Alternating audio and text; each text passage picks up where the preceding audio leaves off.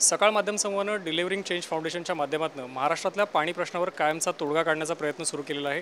यानिमित्त आयोजित करण्यात आलेल्या वॉटर लॅबला शिवसेना पक्षप्रमुख उद्धव ठाकरे यांनी भेट दिली। साहेब, तुम्ही वॉटर लॅबची पाहणी केली आज, एकूणच हे जे इनिशिएटिव्ह आहे याबद्दल तुम्हाला काय वाटतं? पहिल्या प्रथम मी अभिजित पवार साहेब, त्यांची सगळी टीम आणि सकाळ ग्रुप, सकाळ समूह यांचं मनापासून कौतुक करतो, त्यांना मी धन्यवाद देतो।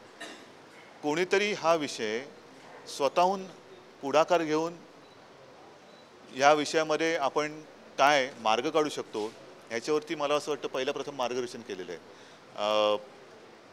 मला माहीत नाही मी आलेलो पहिला राजकारणी आहे का, याच्या आधी पण राजकारणी येऊन गेले असतील नसतील, पण एकूणच तुम्ही जो काय हा सगळा आत्ताच्या भाषेत बोलायचं झालं तर खटाटोप केलेला आहात, तो केवळ सत्ताधाऱ्यांनाच नव्हे, राजकारण्यांनाच नव्हे, तर सर्वसामान्यांना सुद्धा एका वेगळ्या गोष्टीने बघितले तर डोळे उघडणार आहे।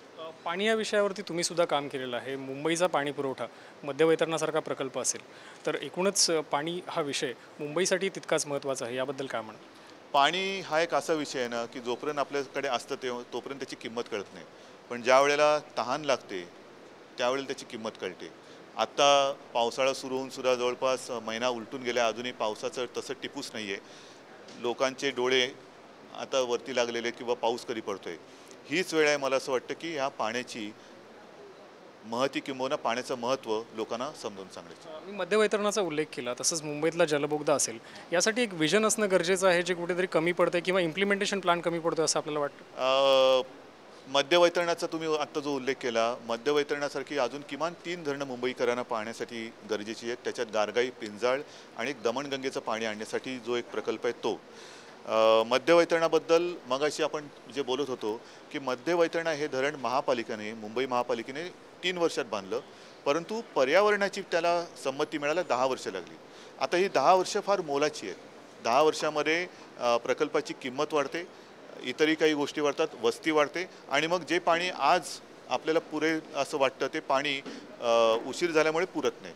तसंच गारगाई आणि पिंजाळ हे 2 प्रकल्प आहेत आणि दमणगंगेचं लवकरात लवकर जर का त्याची परवानगी मिळाली तर मुंबई महापालिका हे प्रकल्प वेगाने पूर्ण करेल आणि मुंबईकरांना 24 तास आपण पाणी देऊ शकू। जलबोगद्याविषयी तुम्हाला विचारायचं आहे, कारण कदाचित पुढच्या 40-50 वर्षांचं काम तुम्ही करून ठेवलं। मला वाटतं आजपर्यंत आपण जवळपास किती केले, 6 का 7, पण टोटल तेवढे करायचे आहेत। हां, पूर्ण झालेले जे आहेत ते आणि पूर्ण करायचे ते, परंतु मला निश्चित अभिमान वाटतो की निदान जगाचं मला माहीत नाही, पण संपूर्ण देशातली मुंबई महापालिका ही कदाचित एकमेव महापालिका असेल जिने आपल्या नागरिकांची सोय पाण्याची पूर्ण करताना, काही ठिकाणी आपल्याला वस्तीतनं पाणी कसं न्यायचं हा प्रश्न असतो, त्यावेळेला जमिनीच्या खालून जलबोगद्यातनं ही जी काही पाण्याची मागणी होती ती पूर्ण केलेली। शेवटचा प्रश्न, हे सर्व इनिशिएटिव्स तुम्ही पाहिलेले आहेत, मगाशी तुम्ही बोलताना असं म्हणालात की समस्या सगळ्यांना माहिती आहेत, उपाय माहिती आहेत, सोल्युशन्स असा शब्द तुम्ही वापरलात, तर हे जे सोल्युशन आहे, तुम्ही कशा पद्धतीने सकाळ माध्यम समूहाला सहकार्य करायला नाही पुढे येणार?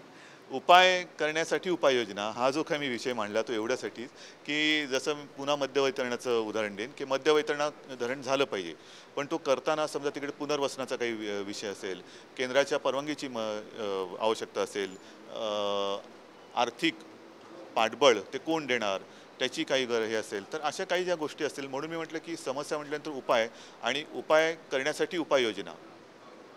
सकाळ माध्यम समूहाच्या या इनिशिएटिव्हला पुढे नेण्यासाठी तुम्ही कशा पद्धतीने मदत कराल?